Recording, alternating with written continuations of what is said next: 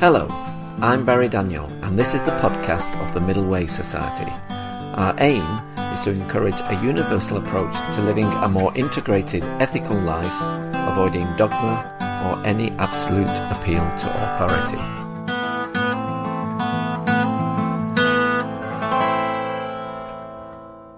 My guest today is David Robson. David is an award-winning science writer and editor who specialises in writing in-depth articles probing the extremes of the human mind, body and behaviour. He was a features editor at New Scientist for 5 years and is currently a senior journalist at BBC Future. He regularly features on the BBC World Service discussing scientific issues, and his writing has also appeared in The Guardian, The Atlantic and The Washington Post. His first book, The Intelligence Trap: Why Smart People Make Stupid Mistakes and How to Make Wiser Decisions, was published earlier this year, and this will be the topic of our discussion today. Well, hello David, welcome to the Middle Way Society podcast. Hi, it's completely my pleasure. Thanks for having me. Brilliant. Okay, well, perhaps you can begin, David, by just telling us a bit about yourself and what it was that prompted you to write the book. Sure. So, I guess my interest in intelligence goes back to when I was a child here in the UK, and I was kind of brought up in Yorkshire, but then I moved down to Kent in the south of the country. And there, when you get to senior school, you have to take the 11+, which is a form of the IQ test. And so, I always wondered kind of what it was about those questions that could predict whether you were kind of suitable to having a grammar school education that was meant to be kind of more sophisticated than you would get in a comprehensive school. But then, so that had always been on my mind. But then it was really when I became a science journalist, specialising in psychology, and especially my work at New Scientist, that I really began to probe that a bit more deeply. And partly what had really kind of prompted the question of why smart people can also act stupidly was the fact that I would often interview and speak about and hear about some of these really great minds, like really, Nobel Prize winning geniuses who then had these really stupid beliefs or behaviours that just didn't seem compatible with their apparent intelligence and education. One of my favourite examples, who I mention in the beginning of the book, is this guy, Kary Mullis, who designed this process called the polymerase chain reaction, which is incredibly complex, but is really the foundation of all the genetics testing that's so fundamental to medicine and biology today. So, there's no doubt that he was an incredibly intelligent and creative man. But the problem is that he also had these really odd beliefs that I think are quite dangerous, some of them. So, for instance, he denied the link between the HIV virus and AIDS. He was very prominent in that AIDS denialism movement. And he also has denied the link between man-made carbon emissions and the global rise in temperatures that we see with climate change. So, these are really issues, and you'd think as a scientist he should have had a more rational view of the scientific evidence, but he for some reason he was going against that consensus, and that really fascinated me. Well, let's dive in then. So what basically is the intelligence trap? So I think maybe the best way to explain it is to think of it in the terms of a metaphor. And so I would say that we have these kind of intelligence tests that can measure your raw brain power, and we also have kind of education that kind of adds factual knowledge to that. And together you could think of intelligence and education as being like a car's engine. Now, it's really useful for a car to have a really powerful engine. It means it can move more quickly towards its destination, and there's no denying that fact. And similarly, there's no denying the fact that intelligence and education do bring about a lot of advantages to an individual in their lifetime. But with a car, you need to have the kind of checks and balances to make sure that it can navigate safely. So things like the GPS and good steering and brakes. And similarly, what you need is to have with intelligence and education, you also need to have these checks and balances that can guide your thinking. otherwise, just like a car with a fast engine but with no brakes, you might find yourself driving up a cliff. And I think that's very much what we see with people like Carey Mullis, is that they have this amazing engine of thought, but they're not really applying it correctly. And so actually sometimes that engine can backfire and lead them further astray than if they had been less intelligent or less educated. Okay. To what degree do you think hubris plays a part? Do you think, well, I'm obviously really intelligent and you get a lot of this feedback that you've done these great things, then you perhaps sit on your laurels too much, you don't question things? Absolutely. So I certainly think that there is a role for that. And actually, it's only recently that scientists have tried to kind of prove that. But they have looked at this phenomenon that they call earned dogmatism.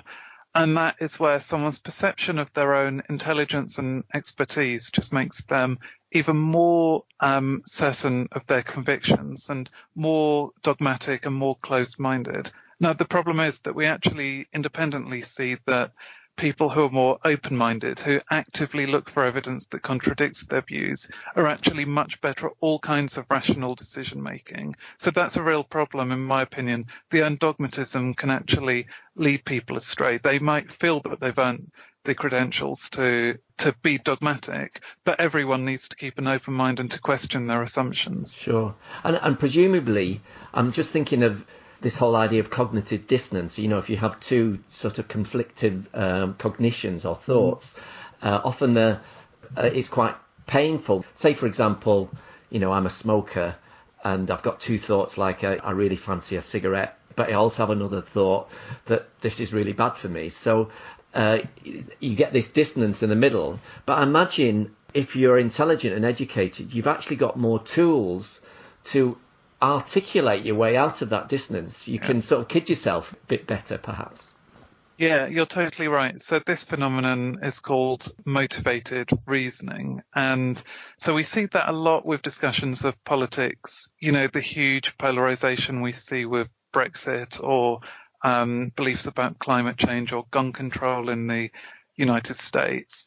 And there, what you find is that actually, if you have someone with a very strong belief and they come across evidence that contradicts that belief, then they do, as you said, they try to rationalize why that evidence might be wrong.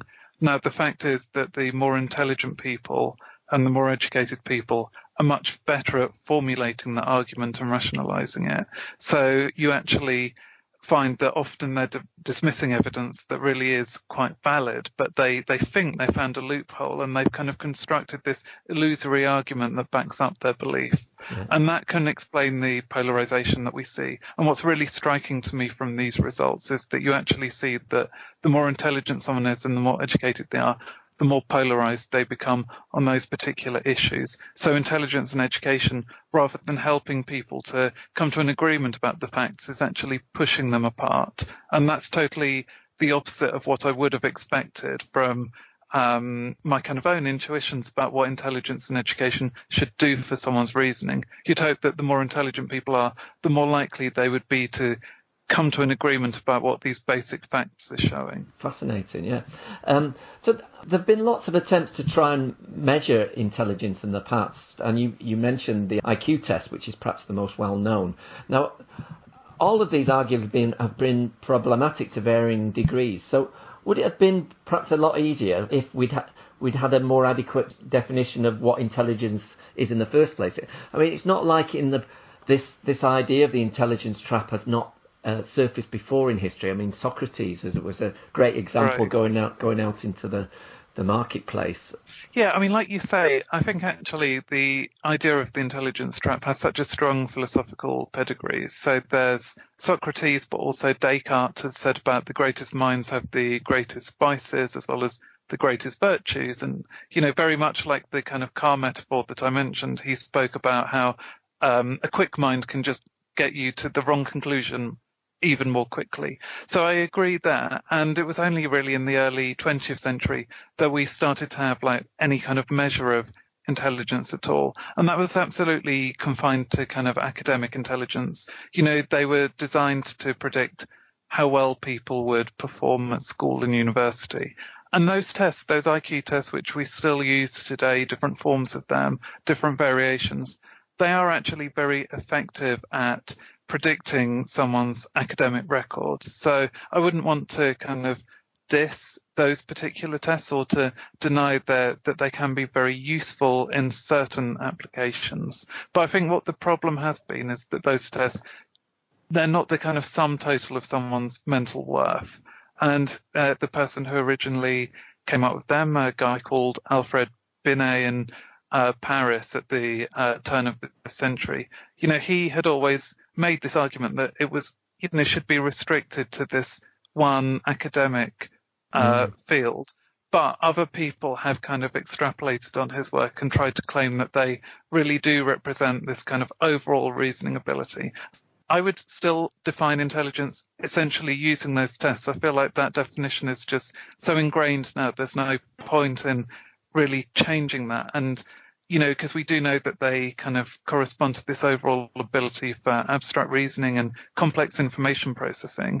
But I think we also have to look for these other traits that are important. So there's the theory that I prefer best is this idea of that there are 3 different types of intelligence, and the abstract intelligence is one important component, but you also have creative intelligence and practical intelligence. And that has now been validated using really good scientific research that actually these 3 components are very important for all kinds of success in life.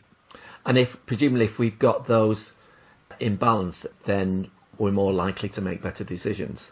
Yeah, that's exactly it. I mean, I think say if you look at practical intelligence, this work is by Robert Sternberg, who I believe is at Yale University at the moment, but he, his work is really fascinating because he had shown that people's ability to kind of carry out their plans in a pragmatic way, so even stuff like prioritizing your tasks, doesn't actually correspond very well to people's IQ scores, so to the abstract intelligence. So they are different capabilities. But actually, I think anyone would say that actually that is a really important component of someone's mental toolkit to be able to, plan their day ahead or the week ahead and work out what needs to be done first and what needs to be done last. So it's that kind of element that I think we had been missing, but is now being studied and included in these new tests. Yeah, exciting.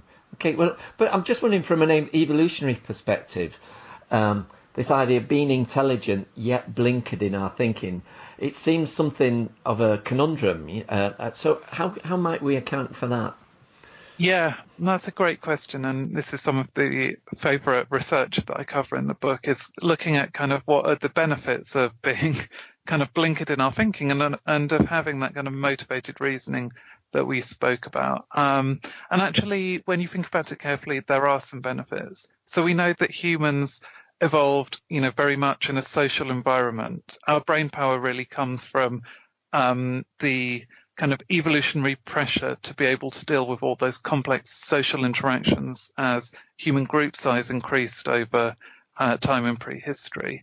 And what you see when you think about all of these biases, things like the confirmation bias, is that actually in that kind of environment, it can be very useful to make your case very strongly in a very persuasive way. So we really evolved to be persuasive, to get the group to kind of see things the way we wanted to.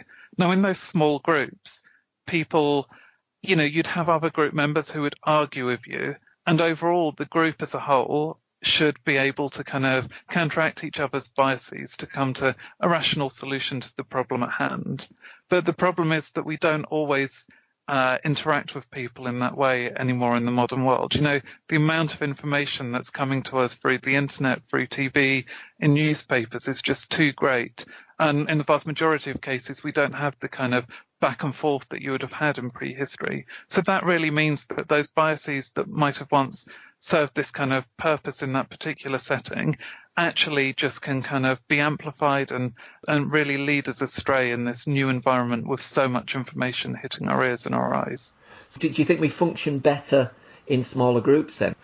Yeah, so that's it. So there's a lot of evidence for this, and I would definitely suggest that listeners go and read a separate book called The Enigma of Reason that kind of explains this argument in a lot more detail. But one example the authors of that book give is that actually when you look at these experiments, like looking at the psychology of the legal system, and you have like a group of jurors that often, like, the individual members come to it with very strong biases, but by the end, more often than not, they actually have counteracted their biases. And, the jury system actually does work very effectively in lots of cases. Like, sometimes it's flawed, but in lots of cases, their group reasoning is much better than the individual reasoning.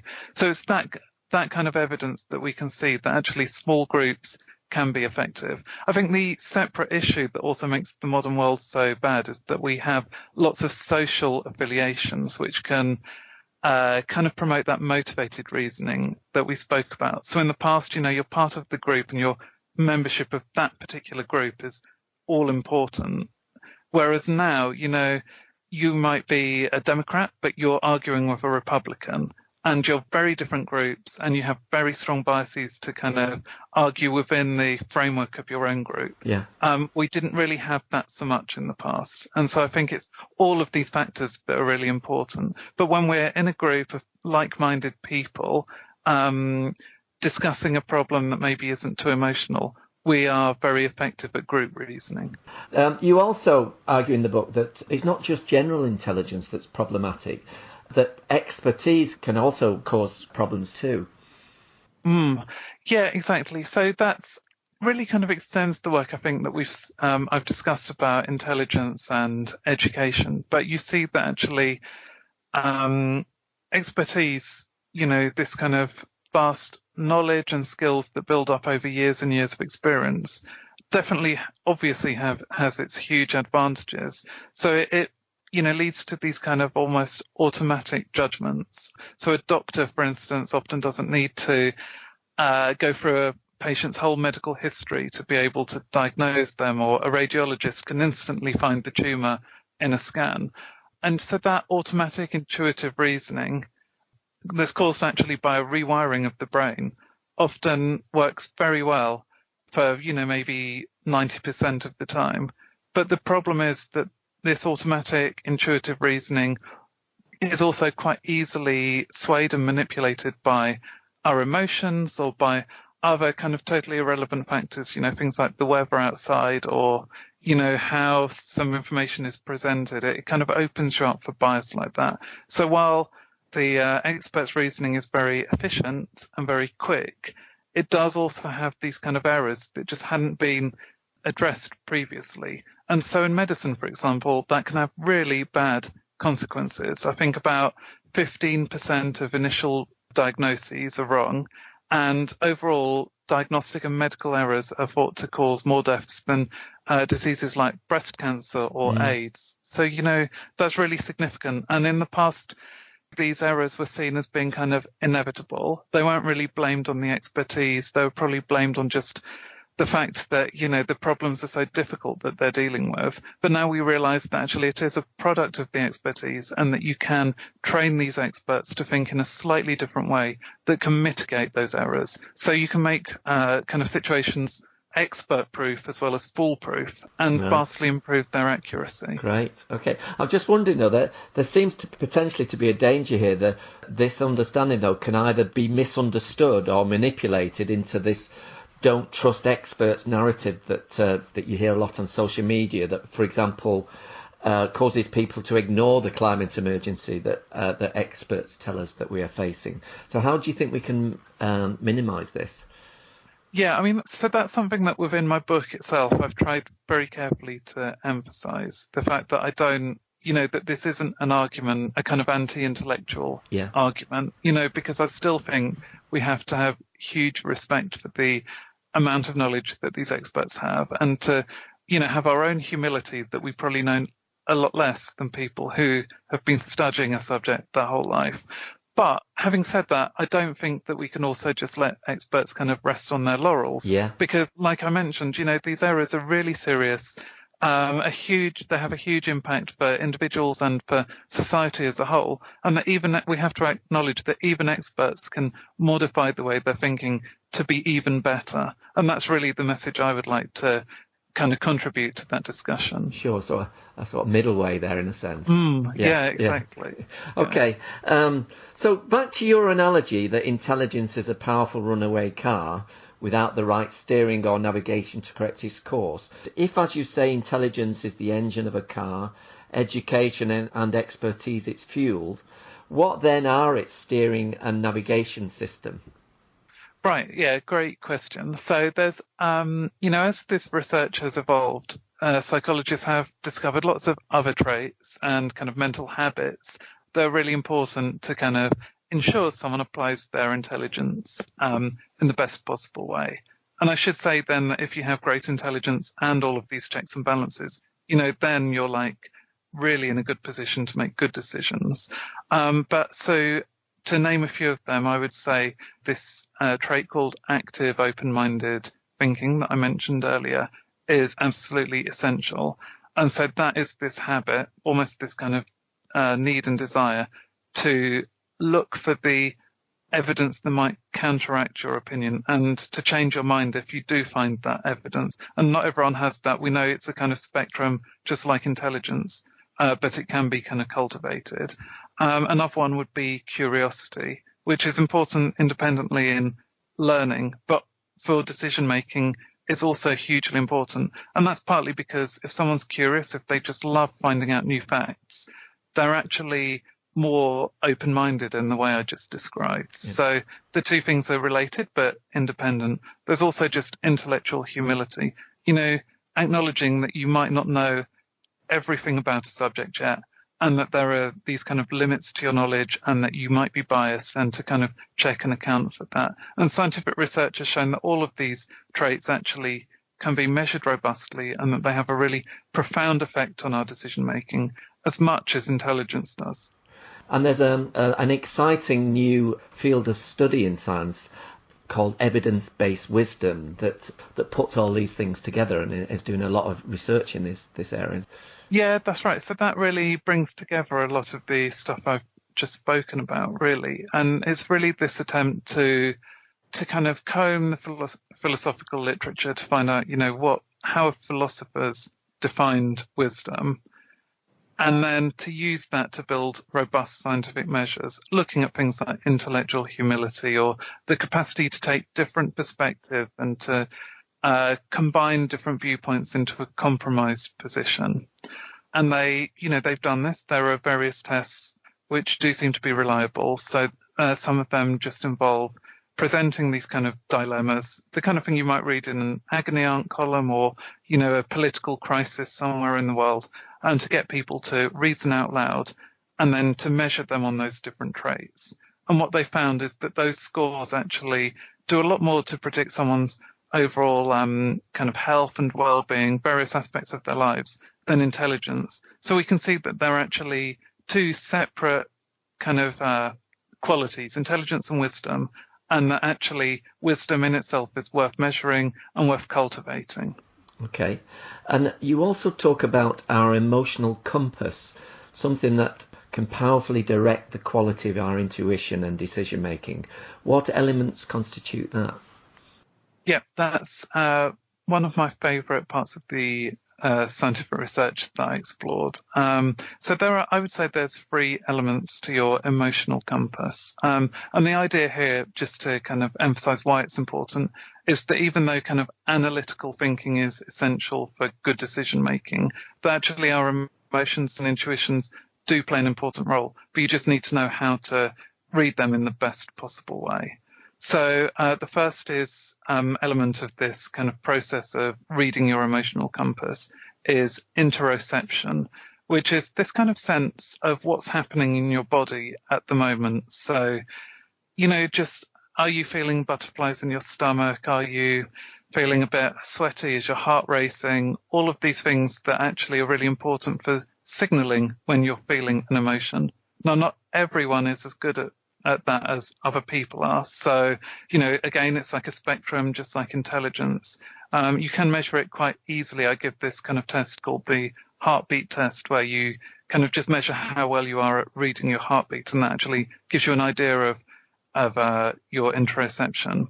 And you can see that people who are more sensitive are often much better at this kind of emotional decision making. They're better at reading the kind of non-conscious signals that are coming to them and just going with that gut instinct and making sure it's accurate.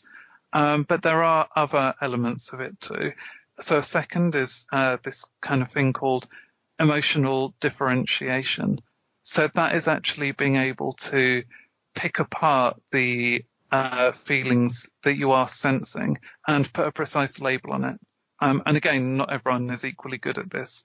So, I know lots of people who kind of have two emotional words. It's either good or bad, or, they're really stressed or really happy. As actually we have this kind of whole rainbow of different feelings. There's not just the kind of basics like excitement or joy, but also those kind of foreign words that we're now incorporating into the language, things like schadenfreude or hygge, the kind of Danish idea of feeling cozy. It's a very particular feeling. And actually, the better people are at kind of precisely describing their feelings in that particular way, the better their decision making again.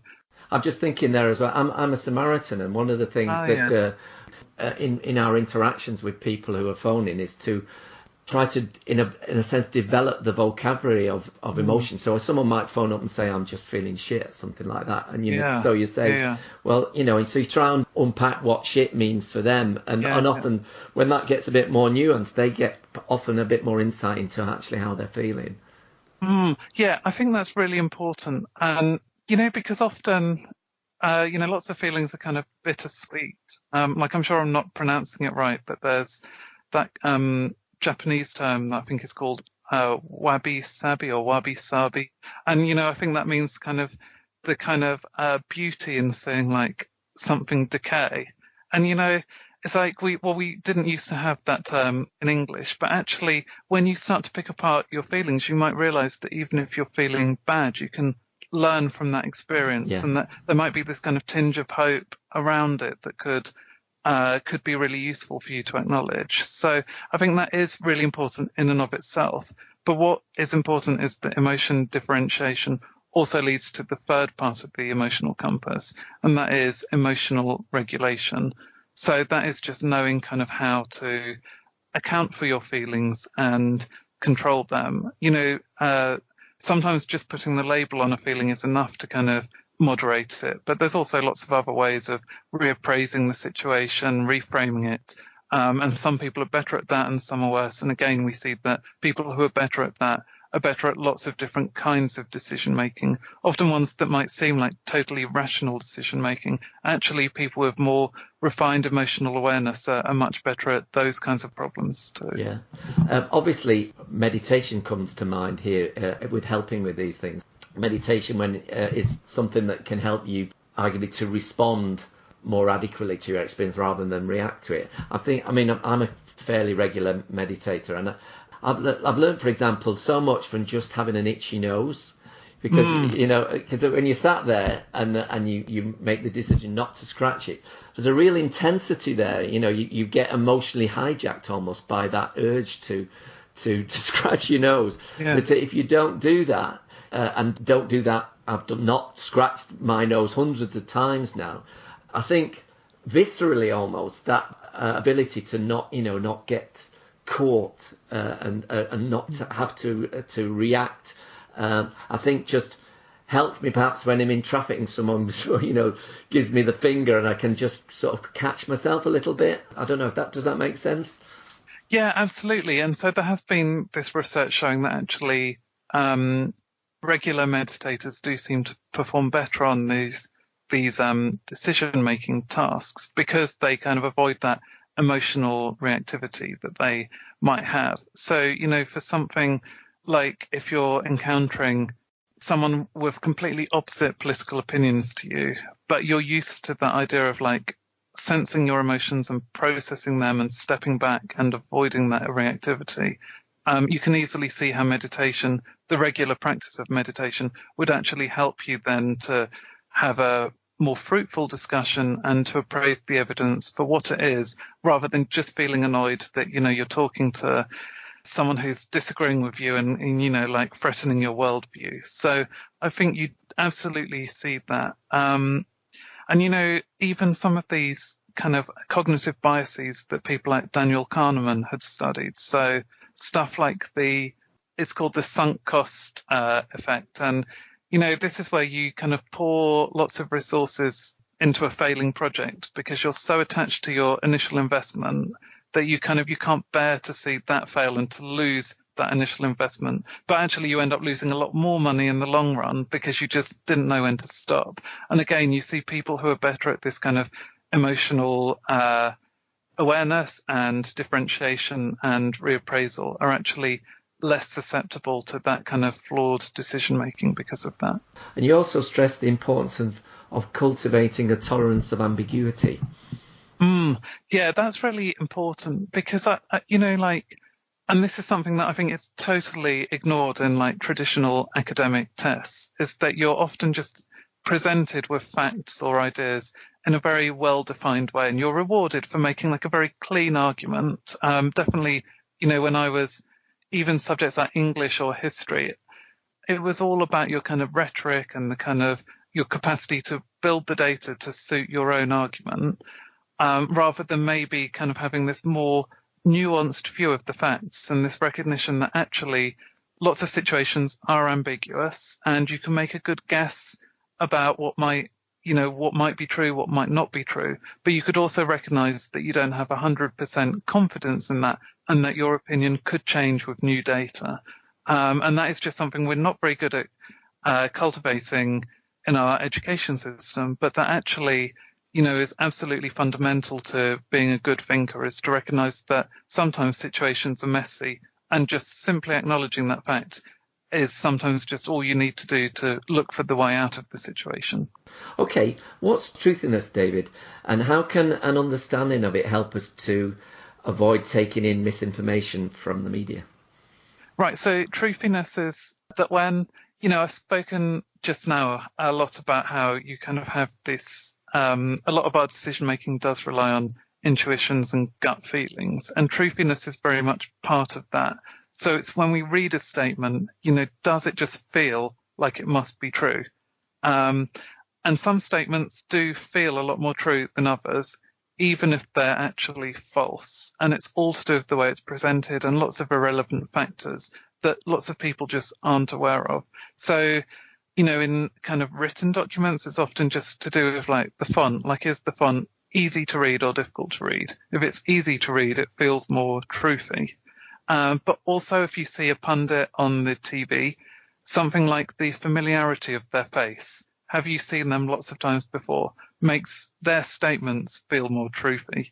Similarly, if they're speaking in an accent that's quite similar to your own, they feel more honest as a result, even though none of that should really affect whether someone is telling the truth or not. If you go back to kind of climate change deniers, the BBC has featured people like Lord Lawson very often as a climate change denier, despite the fact he has no background in climate science. The mere fact that he's been on the TV and radio so often now means that his statements to lots of people in the population feel more truthy. So he's just more believable just because they know who he is. So you can see this is a real problem for misinformation and fake news, because if we're just looking at the kind of intuitive feel of a fact, it just allows like lots of misinformation to spread very quickly. Yeah, I think I heard something recently that 10 out of the last 11 presidents have been taller than the person they were campaigning against, in the opposite party. Yeah. I think that's called the halo effect. It's a similar, I suppose it's connected to the truthiness. Okay, well, let's move on to something we advocate strongly in the Middle Way Society is critical thinking. Now, while you stress that it's really important that we understand and internalise the most logical fallacies, and you give a list of about 6 or 7 in the book, which you really strongly suggest we should memorise, such as straw man arguments, appeals to authority, etc. You do suggest that something called inoculation theory is a more hands-on and accessible way of doing this. Could you explain what that is, please?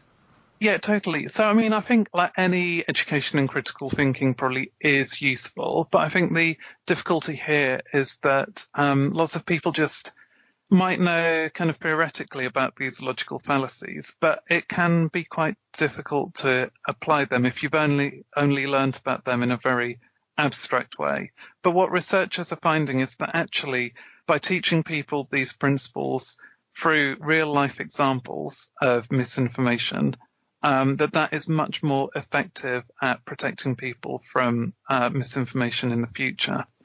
So one of the experiments, for instance, used examples from the tobacco industry in the 1970s and earlier, and the ways they were trying to kind of spread the idea of there being kind of controversy or disagreement about the link between smoking and cancer.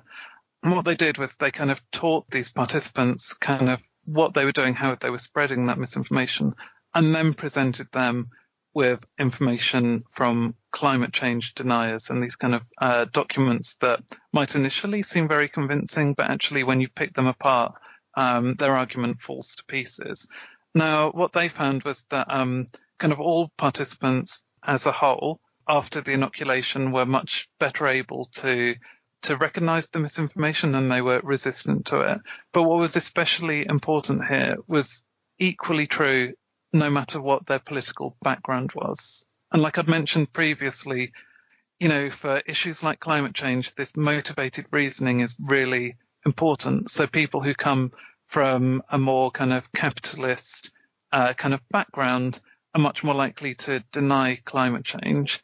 But having been inoculated and been taught these kind of logical fallacies through that one example of the tobacco industry, which is totally unrelated, but having had that inoculation, they too were resistant. They were overcoming their motivated reasoning, overcoming that kind of emotional pull, and seeing the facts for what they really were. So that's really promising that people really can learn, and you know, they can learn in one field, and then they can learn to apply it to like all different kinds of misinformation. It's like an umbrella effect there. Yeah, that's a really exciting thought, actually. Yeah. Okay. Let's move on to curiosity. Now, curiosity is something we have normally we have in abundance when we're very young, but for many of us, we seem to lose that, and I'm not quite sure why that happens. But how critical do you think curiosity is to help us make better decisions, and how can we maintain and cultivate it? So, you know, I think curiosity is just absolutely essential, and I don't really like the word stupid at all. Yeah. But if I was going to define what I think stupid is, I would say it's not a lack of kind of general intelligence, but for me it would be that kind of lack of curiosity, where you just, you know, someone just doesn't really want to know about the world around them or to kind of uncover the facts. They're just quite happy knowing what they know already, and that's enough for them. And so, you know, we find that curiosity is like essential in learning and education because it really helps you to cement memories, and that's independent of someone's IQ. You know, the more curious they are about something, just the much easier they find it to learn the material. So curiosity in that particular case is already like one of our most important traits.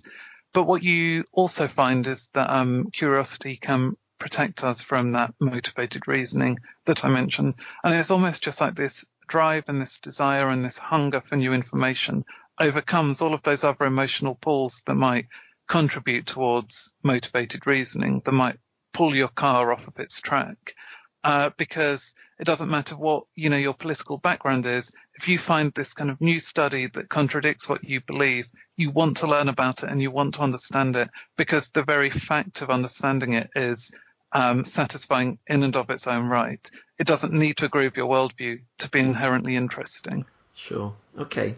And then from a real pragmatic, practical sense, what does this all mean for how we teach our children today? I mean, to what degree are these ideas that you've been talking about the last 10, 15 minutes, to what degree are they being applied in various education systems around the world?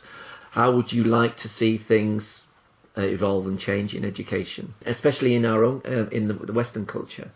Yeah, so that's something I feel really passionate about. So, you know, one of the problems with the Western education systems, and especially the UK and the USA, is kind of what I hinted at earlier. And it's that fact that we're not really encouraged to be very deep thinkers. And I think we reward much more superficial thinking of, you know, not just your memory, but, you know, can you create that persuasive argument, rather than can you really deal with confusion and uncertainty and ambiguity. Now, we see the opposite in Eastern cultures, especially Japan is the kind of primary case study, where teachers actually encourage their children to embrace confusion and that difficult feeling of frustrating when you don't quite understand something. You know, they might give them a problem that they know is going to be too difficult for the students to solve, possibly because they haven't even learned the rules that they need to apply to solve that problem. But the children, you know, will persevere, and that process of going through the confusion and then eventually maybe being told the answer, well, for one thing, it actually enhances learning. So they learn more of the facts than if you're like just spoon-fed the material through these kind of very easy to read, very attractive textbooks and, you know, being told everything step by step. But more importantly, I think that prepares the mind for, you know, all of those difficult problems that we have to face from day to day. It makes us less reliant on whether something feels truthy, because you're used to dealing with confusion. So you don't shy away from a fact that doesn't feel truthy but might be true. You actually you look at the details rather than just the intuition. And that's something I would really like to see applied in Western education systems, to train people to be resilient thinkers who can deal with confusion and who can look deep into a problem rather than always skating over the surface and assuming that actually the easier something is, the kind of better it is. Sometimes it's just great to deal with difficulty. I'm thinking that this East and West, that arguably Western cultures have more of what could be described as a growth mindset, where intelligence is seen perhaps more as a skill to be cultivated and developed, whereas there's a tendency in the West to see intelligence as something innate, like the colour of your eyes. Yeah, that's exactly it. And I think that's almost why we shy away from, you know, anything that feels too difficult or confusing. Because if we have that kind of fixed mindset that you described, if we assume intelligence is this kind of trait that is unchangeable, and then we find a problem that we aren't smart enough to solve yet, that's like a real hit to our ego. So we just kind of shy away from the confusing stuff and just stick to the kind of stuff that's easy to process, and we much prefer that. And you definitely see that within schools. You know, there's lots of research showing, like I mentioned, that the more confusing material is, the more frustrating it is actually, the better students learn. But in the West, like, students hate it, teachers hate it, parents hate it, because they can't overcome that feeling that if you're learning well, it should feel easy. But if you have a growth mindset, you're a bit more predisposed to accepting that something challenging could actually be very rewarding in the end. And then in the book, you argue that the same problems that occur on an individual level are also mirrored in groups, and you know, that you see this same blinkered thinking when people get together, like, for example, in teams. Yeah, exactly. So I mentioned you know, that there's research showing that actually jurors are very good at kind of problem solving and counteracting each other's biases overall. So, you know, in that particular case, group decision making does work quite well. But actually, there's lots of situations, and it all depends on the dynamics of the teams and the particular problems you're trying to solve, where group decision making can be pretty disastrous. The problem often is where you have one or two individuals who try to dominate, and they kind of just quash everyone around them. And then you actually see that that those teams perform terribly, even if the IQs of all the individual members is very high. There's also this phenomenon known as the too much talent effect. And that is where you have so many high performers within a group that they just start kind of butting egos with each other. The cooperation breaks down and their performance drops as a result. So you see that in sports, and especially in the past, like in the 2016 Euros championships. Oh, yeah. Iceland. You know, England's kind of humiliating defeat really could be put down to this too much talent effect. Whereas Iceland, on the other hand, you know, didn't really have any kind of big star players. I think one of their players played for Swansea, but, you know, most of them weren't in the kind of really top 30 clubs within Europe. Yeah. They just weren't the kind of household names, but actually as a team, their cooperation was amazing. And it's almost like because of they had less talent as individuals, they actually had more talent as a team. So I think that really shows you actually that the intelligence trap does apply not just to individuals, but you see it in much bigger groups. Yeah. Well, one thing you haven't mentioned, or I didn't pick up, is friendship. I'm just thinking in a friendship where, for example, you've managed to strike a good balance between reassurance and challenge, aren't then those friends in a particularly good position to sort of notice and nudge you with regard to the blind spots that we all have? Yeah, that's totally it. So I think like the important thing is to surround yourself with people who respect you but don't always agree with you.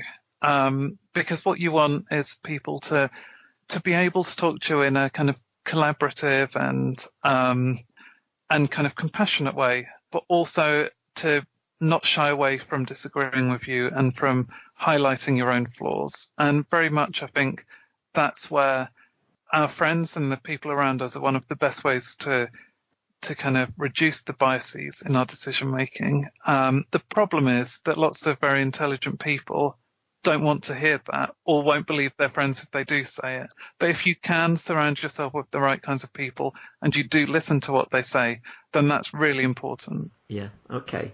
The middle way, David, as we understand it in the middle way society, is the idea roughly that we make better judgments by avoiding fixed or dogmatic beliefs about things. That then throws us back an experience. So we're left in this sort of messy, as you were talking about earlier, messy, uncertain middle. But it's arguably in the messy, uncertain middle that we can perhaps actually get to start to get to grips more adequately with the phenomena that we encounter, whatever they are. Now, how might that relate to what we've been talking about today? I think that's really relevant. And so I would definitely say that's something people should take away from my book, is that actually you can just embrace that kind of messy uncertainty. And one of my favourite examples of this actually is that members of the US Navy, especially those working on submarines, often talk about the benefits of chronic uneasiness, which I think is really what we're talking about actually. And I'm not talking about this kind of pathological anxiety. Yeah. But I think it's always good to feel slightly uncertain about your position on all these different topics and to always be questioning. And, we've just got so much brilliant evidence now showing that it might not always be comfortable, but eventually the long-term gains and the benefits for you and for the people around you are so much greater if you can just tolerate that kind of chronic uneasiness rather than always trying to feel certain in your opinions. Sure, yeah. Okay, well, what I found especially encouraging and inspiring from the book is that studies show that intellectual humility is actually a better predictor of academic achievement than the IQ test. To quote you from your book, David, about such research, everyone with higher intellectual humility performed better, but crucially, it was of most benefit for those with lower intelligence, completely compensating for their lower natural ability. The principles of evidence-based wisdom can help anyone to maximise their potential. This really actually gives me hope. How has the process of writing and researching the book affected you? Have you noticed any change in the efficacy of your own decision making through this process? And has it made you more hopeful, perhaps, too? I think it has made me more hopeful because, like you say, it kind of really emphasises this point that anyone can improve their learning and their decision making, so that we have a huge amount of potential. We're just not using at the moment because we've been focusing on a very narrow kind of band of skills when all of these other skills are so important for all kinds of careers, academic careers as well as practical careers. There's amazing potential for anyone, whatever their field, to really improve their thinking. In terms of my own decision making, I guess I have tried to embrace that idea of chronic uneasiness. So I just feel much less certain of how I feel about all kinds of issues. It doesn't mean I don't feel passionately about them, but I guess I'm just always looking for the evidence that might contradict what I'm thinking about and always open to that possibility, and maybe finding that actually that can be quite a joyful position to be in, to realise there's so much more to learn about the world around you. And in a way, that's also made me a little bit less cautious in the kind of decisions I make in life, I think, because it's made me realize that, you can't always play it safe, and that sometimes you have to embrace uncertainty and to push yourself out of your comfort zone to really to learn all of those important things about life. Sure, yeah. Just my last question, David. If people wanted to find out more about your work, how would they go about it? Okay, so I would say that, so I do have a website, www.davidrobson.me. But the thing that I really do update quite regularly is my Twitter account. So my handle there is D_A_Robson. And that's really where I share any new developments with the book or any new articles that I'm writing. So I would say that's the best place to go. Brilliant. Okay, well, it's been absolutely fascinating talking to you today, David. Oh, thank you very much.